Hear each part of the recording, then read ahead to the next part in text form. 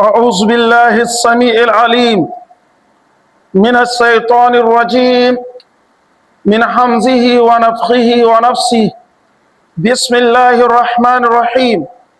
الحمد لله كله وبيده الأمر كله وإليه يرجع الأمر كله وهو فوق كل شيء.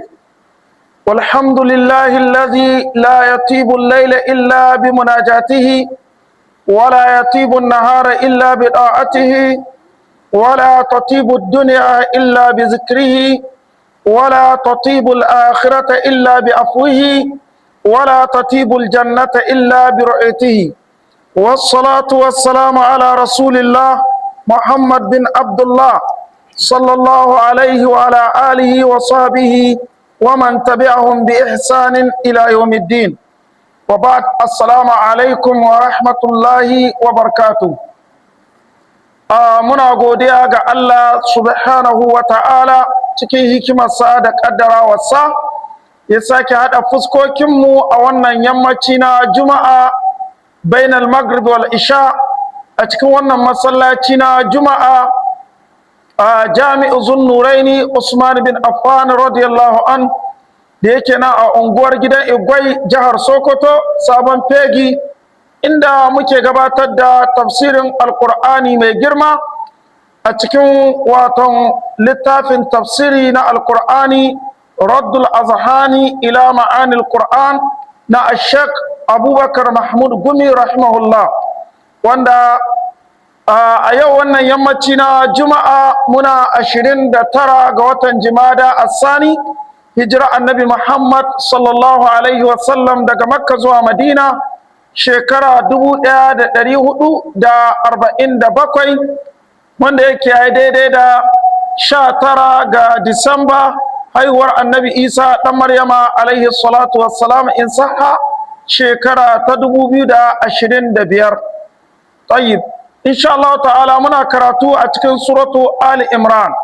Satin da ya gabata mun ji alwashi da bakance da imrana ta yi hannatu ta roƙi Allah ya sanya rabbi inni nazartu laka ma fi batni muharraran fataqabbal minni innaka anta samiul alim, wanda kuma Allah subhanahu wata'ala da ya sanya sai ta haihi ya mace falamma wada'ataha qalat rabbi inni wada'atuha unsa wallahu a'lam bima wada'at wa laysa zakru kal unsa, cewa Allah ya mace na haifa bayan na roƙe ka ɗa namiji da ya rinka hidima a masallacin Baitul Muqaddis.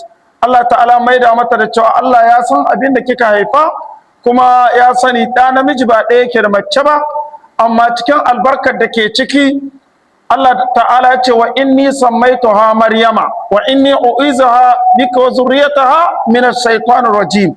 Karkashin wannan aya mun ji daga manzon Allah sallallahu alaihi wasallam hadisin da mala ya kafa mana hujja da shi, wanda shugaba sallallahu alaihi wasallam ke cewa ma min maulidin illa massahu shaytanu hina yuladu fa yastahil sarikhan illa maryama wa ibnaha. Wato ba wani abin haihuwa face a ranar haihuwarsa sai shedannu sun shafe shi sai wannan kuka, wanda albarka alkali Allah ya saka mu alkali da alkhairi. Karatun da muka yi shi yasa duk lokacin da kake zuwa makaranta za ka karu da wata fa'ida.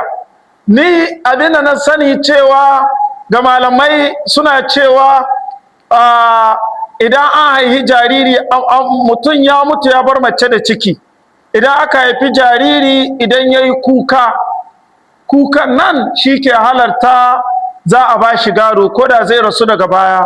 To sai na samu wani ilimi gefen alkali Allah ya saka mar da alkhairi, cewa malamai sun je akwai atishawa, ba kuka kadai ba, akwai me atishawa, cewa idan ya atishewa shi ma yana daga ciki a abun nan. Sai ina jin kana rike guda biyu ne na karu da su, ɗayan alkali in ya tsotsa nono jazakumullahu khairan, kuma idan an bashi nono ya tsotsa ba sai kukan ba, kaji abu uku. Wannan haza ilmun jiddan, muna roƙo Allah ta'ala ya saka masa da alkhairi.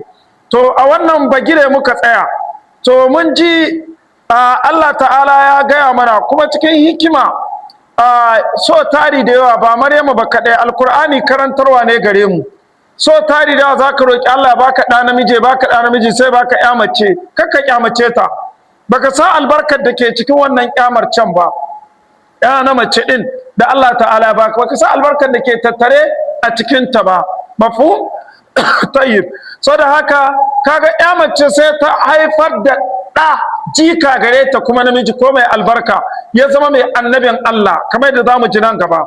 To shine na Allah ta'ala yake cewa fataqabbalaha rabbuha biqabulin hasanin.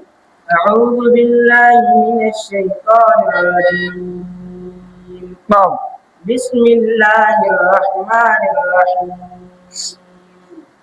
فتقبلها ربها بقبول حسن وأنبتها نباتا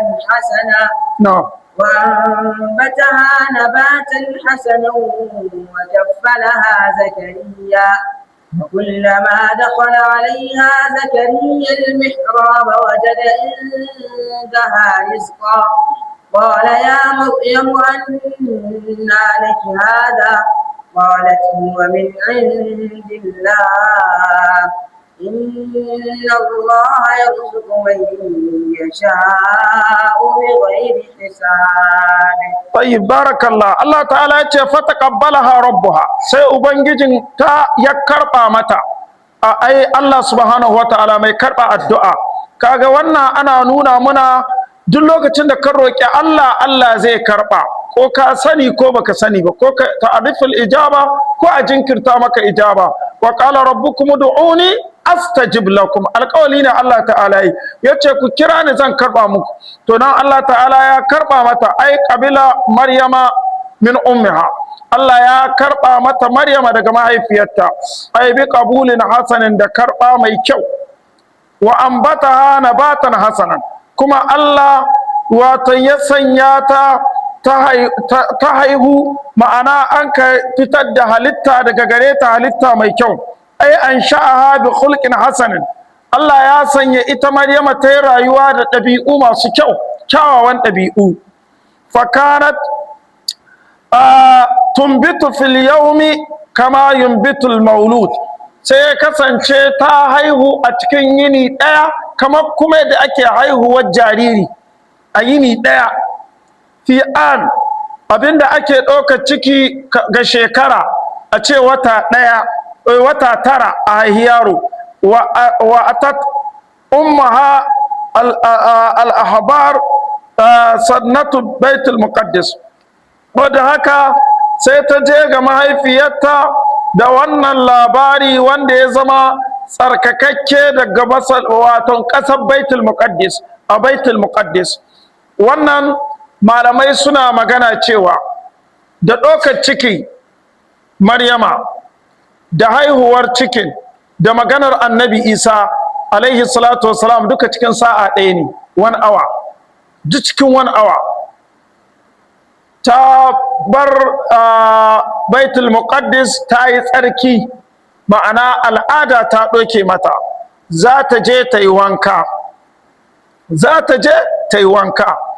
to akan hanyar nan sai ta haɗu da wannan mala'ika, ya zo mata wato a matsayin ɗan adam, basharan sauyiya. Sai take cewa kamar da ya zo a cikin suratu Maryama, inni a'udhu bika قالت إني أعوذ بالرحمن منك إن كنت تقيا. قال إنما أنا رسول ربك. إنما أنا رسول ربك لأهب لك غلاما زكيا. بارك الله. قالت إني أعوذ بالرحمن منك، تتي إنا نمان سألن الله ما يرحم دققريك in kunta taqiya, in dai kai mai jin tsoron Allah ne ka nisance ni, kai nesa da ni. Qala ana rasulu rabbik, yace ni manzo ne na ubangijinki, an aiko ni ne in baki labari, li ahbalaki gulaman zakiya, zaki haihi yaro talented, gifted, dan baiwa, zaki haihi yaro mai hazaka, mai baiwa, wato sananne. ce anna yakunu li walad walam yansasani bashar wala aku bagiya, ya za a ce in samu ɗa ni ba mazinaciya ba, wani ma bai taba shafa jikina ba. kawai ya ce ƙala kazaliki ƙala rabbuki huwa alayya hayyin wala naj'alahu ayatan lin-nas wa rahmatan minna wa kana amran maqdiya. sai bace kahin ya bace sai mata busa a wayar riga kamar yadda ya zo a tarihi, ya busa. dama shi ana kira ne da ruhi, mala'ika jibril ana kira ne da ruhi saboda busa rai.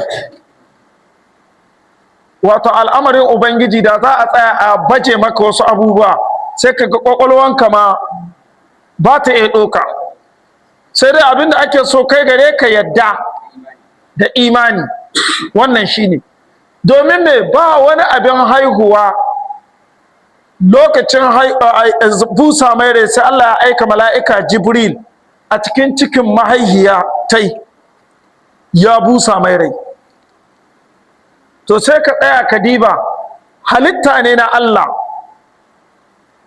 a cikin sakon ɗaya a duniya, duk sakon ko duk mu ce duk minti ɗaya jariri nawa yake zo ya busa mare, kuma duk cikin cikunan nan sai ya shiga. to ina ga Allah mahalicci idan ya ce kullu yawmin huwa fi sha'an, shine abin da zai baka, ba wasu mala'iku shine Allah ke sa ya aikin na busar ran. akwai hadisi ingantacce manzon Allah sallallahu alaihi wasallam yake cewa duk wani abin halitta lokacin da maniyi zai shiga cikin mahaifar babarsa ko mahaifiyarsa, mala'ika zai tarbi maniyin da hannu ya tambayi Allah mukhallaqatan aw ghairu mukhallaqa, ya Allah wannan maniyi rayayye ne ko ba rayayye bane. idan Allah ya ce mai mukhallaqa ya ce famal amal wa mal ajal wa mal athar, zai tambayi Allah, ba su da ilimin gaibi. sai Allah ya ce ajali ne kaza, shekara kaza zai yi, adadin ruwan da zai sha kaza, adadin abincin da zai ci kaza, adadin rayuwa ta ce to ina asalin ƙasa ta yi. sai Allah ya faɗa mai kabarin da za a tonawa a sashi. sai Allah ya gaya ma mala'ikan nan ga inda ƙasa ta take.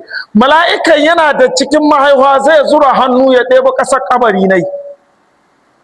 manzon Allah sallallahu alaihi wasallam ya ce shine Allah ta'ala ke cewa tafsirin ayat minha khalaqnakum wa fiha nu'idukum wa minha nukhrijukum taratan ukhra.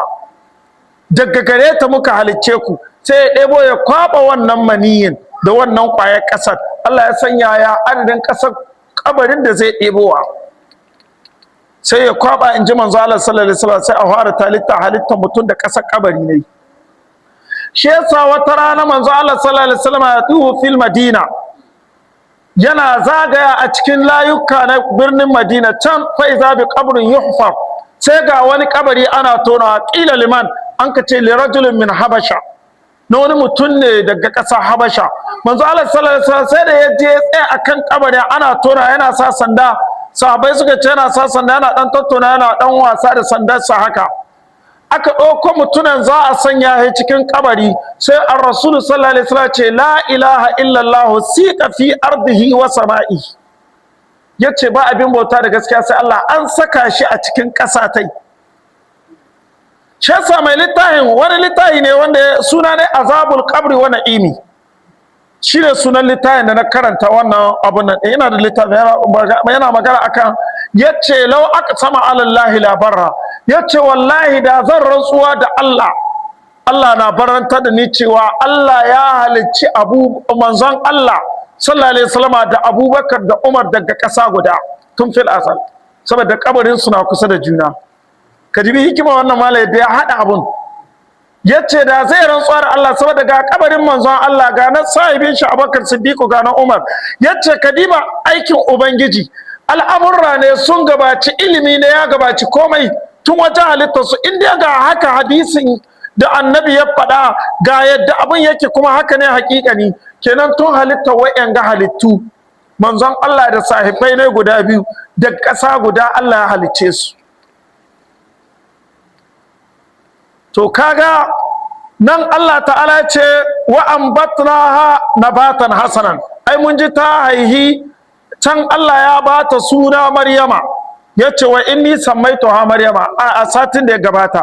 Nan kuma Allah yana ba mu labari zai halitta daga gare ta. Halittan nan an halicce shi cikin awa ɗaya har zuwa maganar da ya yi. Abinda zai baka mamaki, bayan Maryama ta ɗauki ciki kawai sai ta ganta da ciki, kawai da busa yana ɓata, mala'ika ya ɓace sai ta gaga ta da ciki, sai take cewa ya laitani mittu qabla hadha wa kuntu nasiyan mansiya. Tana faɗar wannan, kai cona da ma na mutu kafin wannan abun ya faru da ni, kafin wannan al'amari ya faru da ni, da ni ba ni duniya ma gaba ɗaya. Kawai sai naƙuda ta same ta, fa ja'aha al-makhadu ila jiz'in nakhla, ta samu naƙuda sai ta sama tsohon kututturan dabino busasshe matacce, ta cima kututturan dabino busasshe matacce, sai ta jingina gare shi ta gurhana. Wannan tana ta maimaita ya laitani mittu qabla haza wa kuntu nasan mansiya. Kadiba wani aiki na ubangiji, da naƙudan da wahala da ciwon haihuwa da komai bata ji ba, kawai fanadaha min tahtiha Allah ta hazani qad ja'ala rabbuki tahtaki sariya. Kawai sai ta ji ana magana karkashin ta, fanadaha min tahtiha, sai annabi Isa yake mata magana, ya kira ta da ƙasa yace ya umma Allah ta hazani, kada ki bakin ciki, wannan rana ba magana ranan bakin ciki bane. Allah ta hazani kada ja'ala rabbuki ta taki sariya, yanzu karkashin ki ruwa zai bubbuko, ruwa zai bulbulo yanzu nan, sai ko ta ga ruwa yana fitowa. Take wannan kututturan da bino kawai sai rayu. Kadi iko ubangiji, inna ma amruhu idza arada sha'an yaqulu lahu kun fayakun. Kawai sai bai wannan aiki, abin da suke karanta wannan kissar, annabi Zakariya abinda ya amfani da shi ya gano wanda ya wa wannan baiwar Allah wannan baiwa qadirun mai iko ne ba shi da, sai shi ma sai shiga minbari addu'a zamu ji nan gaba. Saboda haka tana jin yayi wannan magana ko sai ta ga ruwan ya fito, sai ce da ita wannan dabino, bishiyar dabinon take sai ya'ya. Malamai suka je cewa idan matar mutum na da juna biyu, to ya yi ƙoƙari Allah ya hore masa a sama dabino lubiya, ɗanyen dabino a tanada a rinka ajiyewa in haihuwa ya yi gab, saboda zai mai da kuzarin mace take kamar ma ba ta haihu ba. Za ta ji ƙarfin tafiya, za ta ji kuzari, za a cire mata komai na wahala haihuwa da izinin Allah. Lubiya da binon nan lubiya, in ba a samu ba wannan yaron tashi daga wurin. In ba a samu ba, so ana samun asalin da bino wanda ya bushe sai a jika a ruwa, a jika shi dan jika sai ya taushi, abun nan sai a ci. An jika shi kuma wannan ruwan na da binon kuma sai ta sha. Yana taimaka wajen ɗaukewar jini da sauri, kuma yana taimaka dawon kuzarin mace. Wani baiwa ne Allah ta'ala a cikin wannan. Saboda haka sai aka yi mata wannan, sai ce mata fakuli wa sharabi wa qarri aina, ki ci ki sha ki wanke idanuwanki, ki wanke fuskanki. Fa in ma taryanna min al-bashar ahadan, idan ma ki haɗu da wani mutum ɗaya daga cikin mutanenki, faquli inni nazartu lirrahmani sawma, ki ce ni yau na ɗauki bakancen azumi bana magana da kowa. Ki nuna ne kawai ni ne zan magana. Shin tana shakkun zai magana? Ba za ta yi ba, saboda me yayi gaba gare ta, ai practical. Ngane ko sada haka ya Maryama anna laki hadha, Maryam ina kika samu wannan yaro? Fa asharat ilai, sai ta nuna yaro kawai yana gadon bayanta. Su da kansu suka ce kaifa nukallimu man kana fil mahdi sabiya, ya za mu rinka mu yi magana da wanda yake cikin tsumma haihuwa. Daga nan sai fara magana da su, inni abdullahi atani alkitaba da sauransu a cikin suratu Maryam. To shine na Allah subhanahu wa ta'ala faƙala, ganin wannan abin ya faru, faƙala Zakariya, sai annabi Zakariya ya ce ana haƙƙu biha, ni ki cancanta da wannan. Ngane ko la'anna khalataha indi wa huwa mutazawwij, dan uwanta dan uwanta yana wajena, nan ba an haihi Maryama kenan. Kun gane ko? Bayan an haihi Maryama nan tana karama, sai annabi Zakariya ce shi ya fi cancanta da ita domin dan uwanta yana wajen shi. Kaunar uwa abin nan, kama a ce kaunar abin nan din babarta, yana auren kaunar babarta, tana wajen shi mutazawwij, yana aurenta. Da haka shi ya yi cancanta da ya riƙi Maryama. Sha'a bint, saboda haka faƙadu ummu Yahaya, saboda haka sai wadda ta riƙe ta mahaihiyar Yahaya kenan, annabi Yahaya, ita ta riƙe ta, ita ƴar uwar babarta, ita ta riƙe ta. Faƙalu la hatta naqra, suka ce sam ba mu yadda kai za ka riƙon Maryam ba sai mu yi ƙuri'a. Kaga ƙuri'a abun nan sunna ce. Annabi sallallahu alaihi wasallam yana ƙuri'a tsakanin mata ne in zai tafiya, haka ne ko alƙali sallallahu alaihi wasallam yana ƙuri'a. Ƙuri'a sunna ce, ayi wani abu ƙuri'a. Yanzu misali Allah ya yi maka wani arziki, kana da wadata amma ba ka iya biya ma iyalinka gaba ɗaya, matanka su 4 ko su 3 ko su 2, ba ka iya biya musu kujera hajji gaba ɗaya a shekara ɗaya, to sai ka yi ƙuri'a. Sai ka yi ƙuri'a tsakaninsu, duk wanda ta ɗauko sai ka sanya su 2 ne, sai ka rubuta ma takarda guda hajji, guda ka rubuta ka bar ta blank, sai ka nannaɗe sai ka ce to uwar gida ke fara ɗauka, ta ce a ni na yadda amarya ta fara ɗauka. Duk wanda ta ɗauko sai ce to kowa kai ya buɗe, kawo taki, sai ka karɓa bismillah, kana buɗe ka gaje, ce to wance ke ki ci kujera, ke ba sai ke buɗe ba, dama babu komai blank na, sai ce to wance ke ki je bana, shekara mai zuwa muna da rai wance za ki je. Ana ƙuri'a, sunna ce. Sai ki jira wancan abin. To kaga ita yanzu shekara mai zuwa babu wani ƙuri'a, ita ɗaya za tana tunda su 2 ne. Idan ya rage saura 3, ɗaya ta tahi, akwai ƙuri'a. Kun gane ko? Haka za ta ƙuri'a saboda babu jayayya cewa wani ya son rai ko wani abu, sai a samu zaman lafiya. To nan sai suka ce hatta naqra, sai mun yi ƙuri'a. Kun gane ko? Sai mun yi ƙuri'a. Fantalaqu wa hum 29, su 29 ɗalibai ne na mahaifinta, ita Imrana. Mahaifinta shine babban malaminsu, saboda haka sai aka ce sai ƙuri'a. Annabi Zakariya yana daga cikin mai ɗaliban mahaifinta, sai aka je aka yi ƙuri'a. Da aka yi ƙuri'a, abinda aka ƙuri'a, kowa alƙalami ne da yake ɗaukar karatu da shi wajen mahaifinta lokacin yana raye, to wannan alƙalamin za a jefa a teku. Duk wanda alƙalami ne ya tsaya tsak, ka jefa alƙalami cikin ruwa ya tsaye tsak, alƙalamin ya tsaya bai kwanta ba, to kai za ka reni Maryama. Kowa zai jefa alƙalami ne, sai alƙalami ne bangare, ko jefa alƙalami ne, sai alƙalami ne bangare. Dama tsarin Allah ne, annabi Zakariya aje zai renonta. Haka annabi Zakariya na jawo alƙalami ne, sai alƙalami ne tsaya tsak cikin ruwa. An ga ce shikenan an saka mai, shi yayi nasara. Kun gane ko? Shine nan mala yake ba mu labari. Yace ila nahari Urdun, zuwa tekun Urdun na akai wannan abun. Fasabata qalamu Zakariya, sai alƙalamin annabi Zakariya ya tsaya tsak. Fa akhadaha wa bana laha gurfatun fil masjid, sai ya ɗauke ta sai mata ɗaki a saman masallaci, can sama sai mata nata ɗaki can sama, ba mai zuwa wajenta. Kadiba mutan da sai abun da nisa, doguwar lada, kwaranga, ba mai zuwa. Shi ma in zai je wajenta sai ya ɗauko kwaranga. Kadiba malam sadaukarwa, duk lokacin da zai haura ya duba Maryama, sai ya ɗauko kwaranga ya aza ya hau, in ya sauko ya cire kwaranga ya tafi da ita. Ba mai kwarangar sai shi kadai. Kaya da an ga kun ɗauko kwaranga an san da kun kai. Ko da yaushe yana sa ido, da daddare ko yana ibada, akai yana hito yana kulawa da ita Maryama, sai mata ɗaki a sama masallacin Baitul Muqaddis. Saboda haka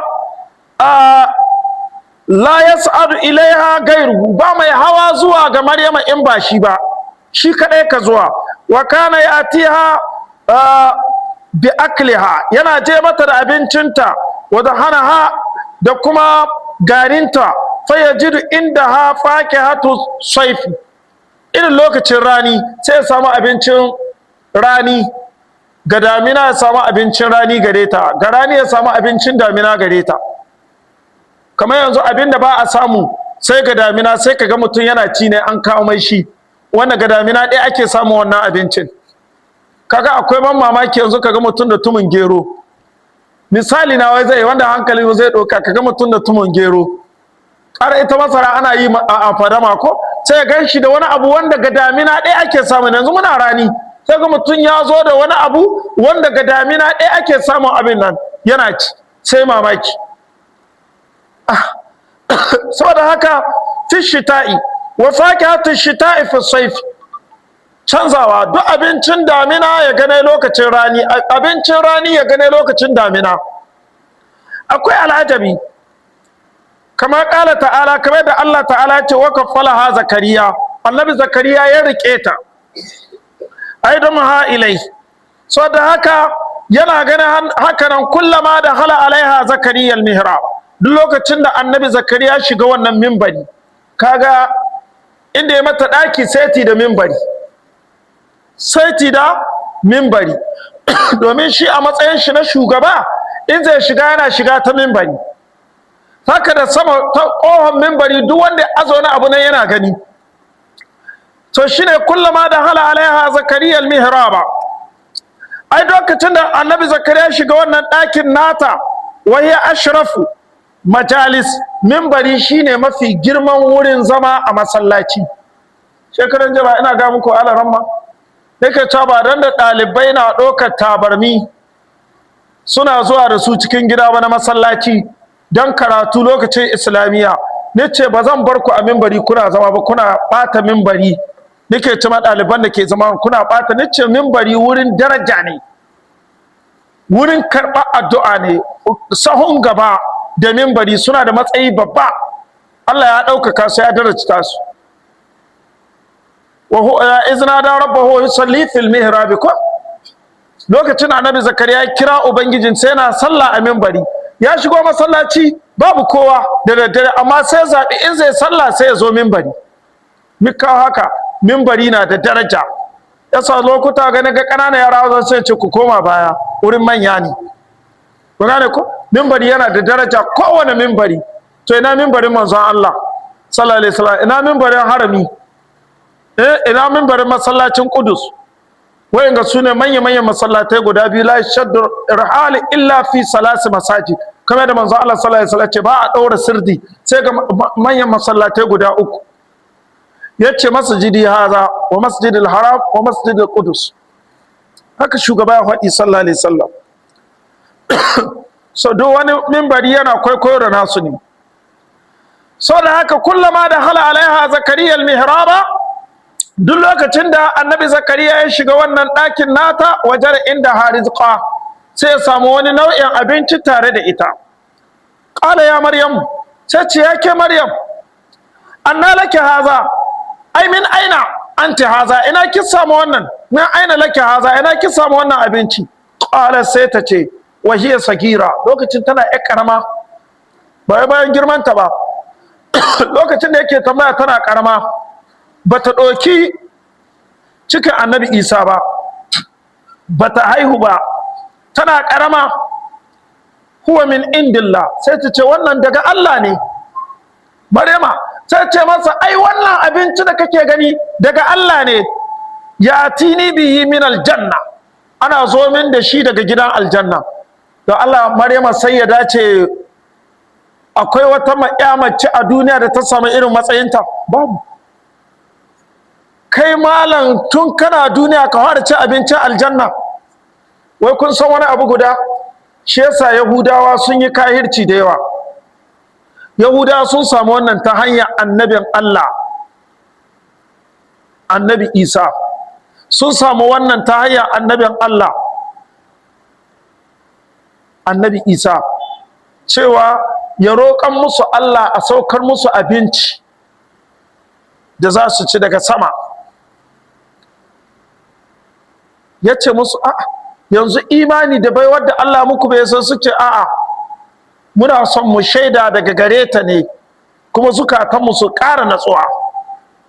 sai daga hannu ya roki Allah. Suratul Ma'ida, rabbi anzil alaina minas ma'idatan minas sama'i takun lana idan li awwalina wa ayatan minka wa akhirina ko warzuqna wa anta khairur raziqin.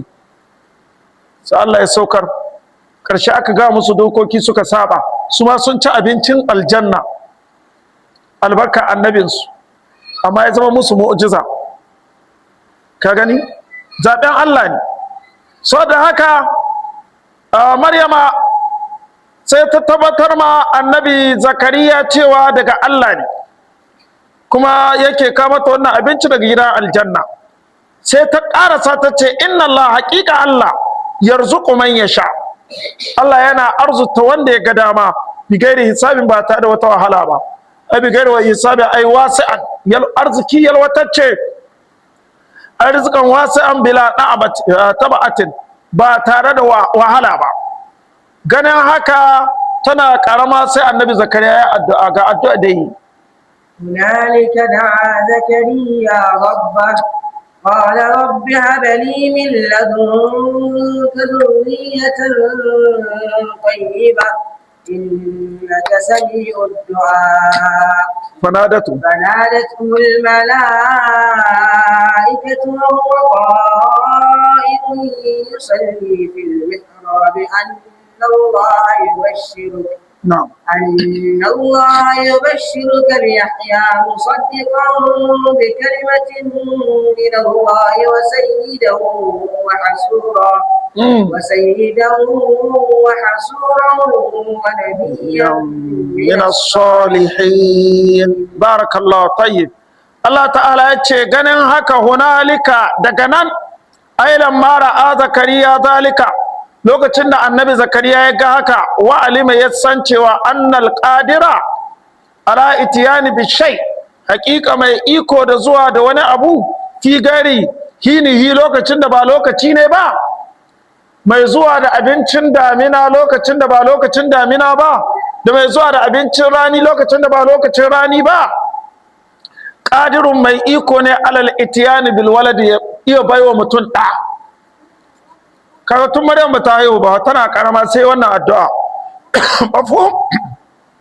alal kibari, ko mutum ya tsuha, wa kana ahlu baitihi in qaradu, ya kasance iyalin gida ne ba ta haihuwa, shine in qaradu, ba ta haihuwa. ngane kuma ga shekaru da a Zakariya rabba, annabi Zakariya sai kira ubangijinsa, lamma da halal mihraba, lokacin da ya shiga minbari, aili salati zai salla, jawful layli, a tsakiyar dare. kaji lokacin da ake kira Allah a tsakiyar dare. qala rabbi, ga addu'a yadda yace ya ubangiji na, habli min ladunka, kai min baiwa daga gare ka, ai min indika, daga wajenka. ngane ko kai min baiwa daga wajenka, zurriyatan tayyiba, zuriya mai albarka.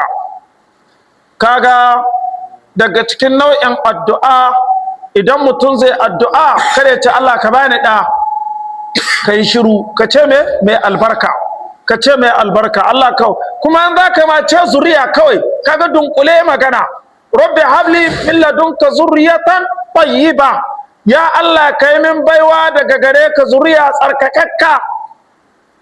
ngane zuriyatun tayyiba ai waladun salihun, a salihi nagari. mafu. saboda haka innaka haqiqa kai Allah sami'un, mai ji ne, mujibun, ko mai karba ne, ai sami'ud du'a, mai karba addu'a ne.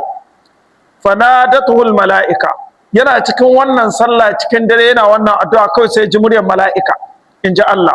sai mala'ika ya kira shi, ai Jibril.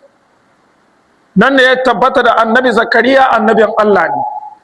yasa alqur'ani ya menshinin sunayen annabawa guda 25 a cikin alqur'ani. ina faɗar wannan ko da yaushe, mahaifina ya koya irin kissa da nake cewa a rinka tara yara ana koya musu tarihi, haka yake zo sai ba mu sunayen annabawan guda 25 sai ya fara ɗaukar ɗaya bayan ɗaya shine ga yanda ya kawo waka din asma'u rusulullahi fil qur'ani 25 fahuzul bayani hum adamu idrisu nuhu hudu yunusul ilyasu ya saud daudu ishaq ibrahim lut musa zulkifl yahya zakariya isa shu'aib summa salihu ayyubu هارون ثم يوسف يعقوب ثم سليمان وإسماعيل محمد ختمه الجليل in ka bi su to irin yara primary da mun zo irin jaraba IRK da an ce kai mention 5 name of prophet kaza gani ina da su akai sai in gwaggwala haka nan da dauka ga a ce islamic ya ce to irin abun suna taimaka ma yara a karatu kwarai da gaske to kaga zakariya yana daga ciki yahaya na ciki to shine nan mala'ika ya kira to annabi zakariya wa huwa qa'imun shi yana tsaye yusalli fil mihrab yana salla a minbari ai wa fi qira'atin bi kasrin bi taqdir al qawli ko ta qira'a da kasra nan musalli fil mihrabi ya tan da kisra yana salla annallaha mala'ika yace da shi haƙiƙa Allah yubashshiruka yana mai maka bishara ay musqilan ana karanta bashiruka ana cewa mubashshiruka ko a ce mubashiruka ngane ko da ƙarhi mubashshiruka ko mubashiruka ko a ce mubashiruka ko yubshiruka ko a ce yubashiruka ko a ce yubshiruka ko ta qira'a musaqilan wa qira'a mukhaffifan ana karanta da karfi ana karanta da sauki yubashiruka ko yubshiruka Allah ya maka bushara bi Yahya da da Yahya dan nan kuma musaddiqan bi kalimatin mai gaskatawa ne ga kalma shine malamai suke cewa yayin kalma din Isa ngane mai gaskatawa ne ga kalma ai ga annabi Isa ngane ko ka'inatun ko ina yake mai gaskatawa ne ga wannan kalma ai min Allah daga Allah kalma Allah ai Isa me Isa ya zama kalma Allah innama amruhu iza arada shay'a yaqulu lahu kun fayakun haka Isa zamo sai kasance ai kasance sai kasance sai yasa shi Isa kalma Allah ne ai Isa shine Isa wasu miya kalmatun an kira annabi Isa da kalmar Allah li'annahu khuliqa bi kalima domin an halicce shi da kalma ta kun fayakun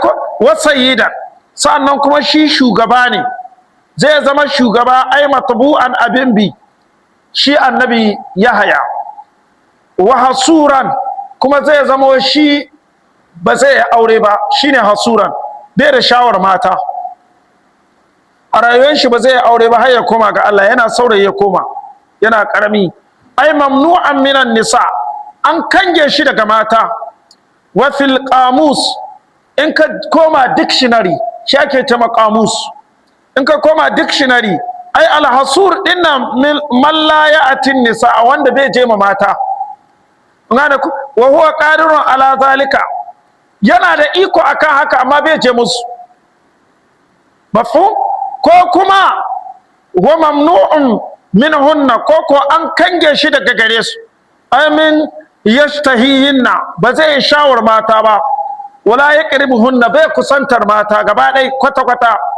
wa nabiyan kuma annabin Allah ne min as-salihin ko yana daga cikin salihan bayi inji Allah ruwaya an ruwaito annahu lam ya'mal khati'atan cewa annabi Yahya bai taba aikata aikin kuskure ba da dai a rayuwar shi walam yabham biha kai bai taba nuhin mumuna aiki ba ma aikata ba nuhin mumuna aiki bai taba ba sai annabi Zakariya yake cewa qala rabbi anna yakun. قال رب أنا يكون لي غلام وقد بلغني الكبر وامرأتي آخر na'am قال كذلك الله يفعل ما يشاء na'am إذا قضى أمرا فإنما يقول له كن فيكون.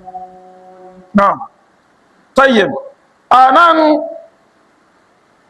annabi zakariya qala rabbi, yace ya ubangiji na, inni anna yakunu li gulam, ta yaya zan yi in samu da? ai kaifa, ta yaya waladan in samu da? wa qad balagani al-kibar, bayan shekaru sun yi min yawa, ai balagtu nihayati sin, na kai iya ƙarshen shekaru, 120 sana. lokacin annabi zakariya na da shekara 120, bai taɓa haihuwa ba. wa mar'ati aqir, ko mata ta ba ta haihuwa. kalmanan ta aqir na ba ta haihuwa, balagat 98, ta kai shekara 98. 98, shekara 98, 200 aga mata ta shi yana da 120. sai ce to ta ya zan samu ɗa? a ƙarƙashin nan akwai wani abu guda. Allah mai iko ne ya iya bayar da haihuwa ba ga waɗannan ba bayinsa salihai da yima wannan baiwa. Ya yi ma waɗansu baiwa koma bayansu haka. kwanan baya ina bin social media, sai na ga wani saurayi matashi ya aure wata baturiya kuma tsohuwa, kuma sun ka haihu, kuma ba wai da shan kwai an kai musu ko na abu ba, da ɗansu gashi very young. kaga wani wa'azi ne. akwai wani abu guda, Allah ya yi mata, akwai matan da ba su haihuwa, kwata-kwata ba su haihuwa, kamar yadda a nassin Qur'ani ya tabbatar na, amma kuma Allah ya baiwa ga wannan. ku tashi yaran su bar wajen, su tashi gaba ɗaya wajen. so saboda haka akwai kuma matan da suna haihuwa, amma cikin kaddariya ta Ubangiji aljannu ke shafuwarsu, kuma Allah yana sanya ta wannan hanyar, sai ya kasance kuma aljannun su hana su samun juna biyu cikin kaddara ta Ubangiji. Allah yawa aljannu baiwar shiga cikin mahaihuwa da duk inda jini ke gudana, kamar da Rasul sallallahu alaihi wasallam ke cewa ash-shaytanu yajri min ibni adama majriyad dam. ana samun mace sai ta samu juna biyu sai ta yi bari, kaga ba cikin a ba ta samu ba, to an samu irin wagga alama, to a ciwo ne, a nemi magani.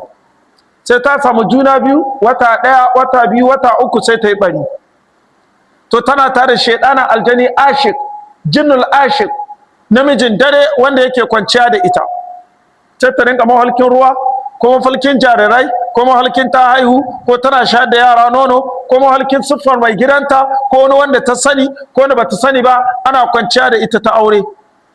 to in ta ga wannan siffa, to a nemi magani, aljannu ne. da izinin Allah aka yi magani, za ta samu juna biyu, za ta haihu da izinin Allah. tayyib, to saboda haka bayan ya faɗi wannan cewa shi ya tara shekaru, wa mur'ati aqir, ai balagat 98, ta kai shekara 98. qala, sai Allah ta'ala ce ai wanga al'amari kazalika haka yake, ai min haqqin min khalaqi gulamin minkuma, za a halicci ɗa ta tsakankaninku. Allahu ya fa'alu ma yasha, Allah na aikata abin da ya ga dama, la ya'jizuhu an shay'un, ba wani abu da ke buwayar Allah. walal izharu hazihi alqudra, yana daga ciki waton bayyanar da wagga kudura ta Allah al'azima mai girma. alhamahu su'alun, sai Allah ya yi mai baiwa ilhama, yayi tambaya, jaba biha, don a bashi amsar wannan tambaya. Allah ya sa mai wannan ilhama. shi yasa yin wani abu in kaga kayi, Allah ka baka ikon yi. kun gane ko da tambaya ta ko ilimi na ka je kan nema ka zama wani abu, Allah zai sa maka ilhama ga zuciya, tashi nemi ilimi. Allah zai sa maka ilhama, tashi je gari kaza, kana zuwa sai ga abu ya faru da kai. gane ko wato kamar wani mawaƙi yake cewa idza arada Allah bi qabd hayat na mance baitin idan Allah ya yi nuhin karɓar rayuwar bawa zuwa wata ƙasa ja'alatu hajatan fiha fa yadiru sai a sa mai bukata zuwa wannan garin sai ya je yana zuwa ashe ƙasa ta da can sai a karɓi rayuwa ta sai ji bai jin komi sai ya je to haka wani abu in zai same ka na alkhairi sai ka ji kawai kana son zuwa wuri kaza kana zuwa ɗaya sai ka ga alkhairi na ashe sai muta to laha kawai ni ji an ce min an same in zo wuri kaza ashe alkhairi na ka kira na in gane ko kuma tsotsayi ne ke kira na wal iyazu billah to haka sai Allah ya sanya mai ilhama a cikin zuciya ta yi yadda zai yin addu'a don a bashi amsar wannan addu'a mafhum qala sai ya ce rabbi ja'al li aya qarata قال رب اجعل لي آية قال آيتك ألا تكلم الناس 3 ليال إلا رمزا واذكر ربك كثيرا وسبح بالعشي والإبكار. طيب بارك الله. الله تعالى يقول قال رب اجعل لي آية. سأل النبي زكريا الله يسامي إلهاما تمغنا yadda zai addu'a ce ya ubangiji ka sanya min wata alama tunda yanzu dai abin ga naji confirm babu kwankwanto zai faru za a samu ɗan ga haka ba kai koki na an ce mai lalle za a haihu to tunda har za a haihu ɗin ga Allah faɗa min wata alama da zan gane matata ta ɗau ciki ij'al li aya ay alamatu ala hamli imra'ati qala ayatuka sai Allah ta'ala ce ayaka alamomi da zaka gane Allah tukalliman nasa da matarka ta ɗau juna biyu ba za ka yi magana da mutane ba salasata ayyami tsawon yini 3 ai liyaliha dare 3 illa ramzan face nuni magana kurma ya haka ruwa a kamai ruwa ko wani abu amma in zai karanta littafi na waton attaura zai iya buɗa ya karanta amma in zai magana da kai bai iya magana amma in zai sallah zai ba mutane sallah a ji karatun sallah ya karanta littafi mai tsarki a ji karatu amma ya magana da kai bai iyawa to da ya je ya hada wannan hali mata ta ɗau juna biyu ai illa isharatan ko fi muddati khamsati wa aqdil lisan a cikin wannan an ka tsare shi da kulle harshen shi anil kalami daga magana yake cewa a wannan lokaci an ka ce da shi wazkur rabbaka kasira in ka ga wannan hali ya haru to ka ambaci ubangijinka da yawa wasabbihu kuma ka yi tasbihi ai ka yi sallah bil ashi wal ibkar safe da yamma kenan nan wani aya da Allah ta'ala ke karantar da mu duk lokacin da wata ni'ima ta bayyana gare ka me ake so kai ta ambaton Allah tun daga alama an nuna mai cewa inda zai gane to wazkur rabbaka kaseeran wasabbihu bukratan wa asila kai tasbihi sahe da yamma kenan in ka ga wata ni'ima ta bayyana gare ka kai ta gode ma Allah kai ta ambaton Allah kun gane ko shine alamun ni'ima in ta same ka ambaton Allah ake shine abinda ba wai mu karanta kissa ba kawai mu wuce abinda ake karantar da mu kenan alqur'ani ko da yaushe ba wai mu karanta tarihi ba a tahina a'a kai wani abu ka gane ni ake nuhi da kai musulmi a cikin wannan abun mina na ake so ka lura da shi ai awakhirin laila a ƙarshen dare gane ko ka ƙarshen dare wato wa awailihi da harko ne li shukrin ni'ima don gode ma ni'imar da Allah ta'ala ya gare ka wa kana bainal bisharati wa baina wuladati yahya zamanun madidatun cewa ya kasance tsakanin lokacin da an kai ga bishara gare shi za a haifi Yahaya da wannan addu'a din lokaci na mai tsawo kana fi suguri maryama lokacin maryama tana karama wa wada'ahu kana ba'ada kibirha haihuwar da an kai na watan shi Yahaya bayan ta girma wa balugha da balagata 13 sana bayan ta kai shekara 13 allati hiya zamanu hamlaha kenan ta dauki cikin annabi Isa tana shekara 13 bi Isa wa baina sinni Yahya wa Isa sanatun ashhur 6 ashhur amin. haihuwar annabi Isa da haihuwar annabi Yahya wata 6 a tsakaninsu, sa'o'i ne, wata 6 ne tsakankaninsu. Saboda haka ba a samu wani dogon zango ba tsakaninsu kuma bayan wata 6, wanda sun ma'aƙiba ta'ala za mu shiga sabon kisa. Akwai lokaci kuwa na an kawo gaba sun ma'aƙiba na akwai lokaci na ya kamata mu tsaya. To abinda zan so in ce a nan, akwai wata baiwa da Allah ya yi ga Maryama alaiha salatu wassalam. Lokacin da Allah zai daga annabi Isa zuwa sama, Maryama tana raye bata mutu ba. Har annabi Isa alaihi salatu wassalam ya cire rida'u mayahi ne sai ya jefa mata yace al-akhiratu tajma'una, lahira za mu haɗu. Tana kuka yace ta abun nan. Lokacin da Allah ya saukar da girgije, aka ɗauki annabi Isa zuwa sama, lokacin da aka yi nufin kashe shi, Maryama tana kallonsa, tana ganin ɗansa suka yi babaye, ya ce al'akhiratu tajma'una, lahira za ta haɗa mu, umma ke haƙuri. bai cire rida'ahu ya jewa mata kyalle ne, dukkan kyallensa. Bayan ɗaga shi sama shine wannan magana na cewa abunan ɗin tsakanin Yahaya da abunan wata 6. Bayan ɗaga shi sama da wata 6, Allah ya wa mahaifiyarsa rasuwa Maryama, shi annabi Isa alaihi salatu wassalam. Allah ta'ala a'lam. Ana na karanta ne a tarihi shi ma. So nan za mu tsaya insha Allah ta'ala. Abinda mun ka faɗa daidai muna roƙo Allah ta'ala ya ba mu ladan shi da mu da ku baki ɗaya. Abinda muka yi kuskure Allah ta'ala ya yafe muna, tuntuɓe halshe ne. Ban sani ba ko akwai tambaya ko tambayoyi ko da ɗaya ko biyu mu karɓa ko da lokaci kafin in baiwa da abin magana zuwa ga malami mana addu'a. Na'am.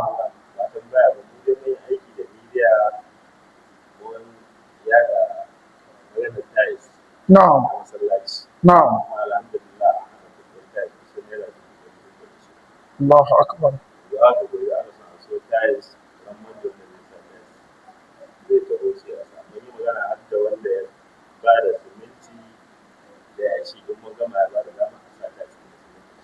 Allahu akbar.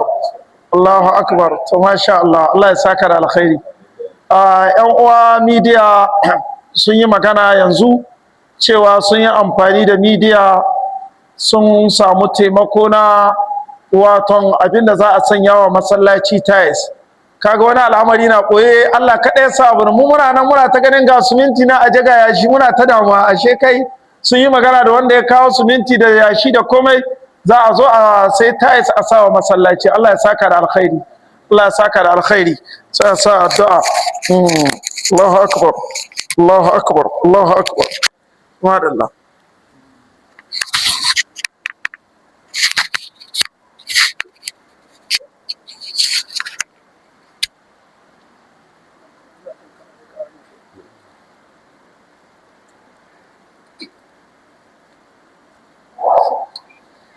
Mala Allah saka ma da alheri kai da Allah maka, Allah ya kara buka muku basira, kare muku jagora.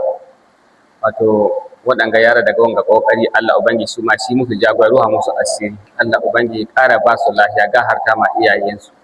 Mu masu saurare Allah ubangi ba mu ladar da a ciki. Wanda ya gina masallaci ya jagora abin, Allah ubangi ya biya shi da aljanna, ya shirya mai kyata ne, ya kara ba dukiya ta albarka.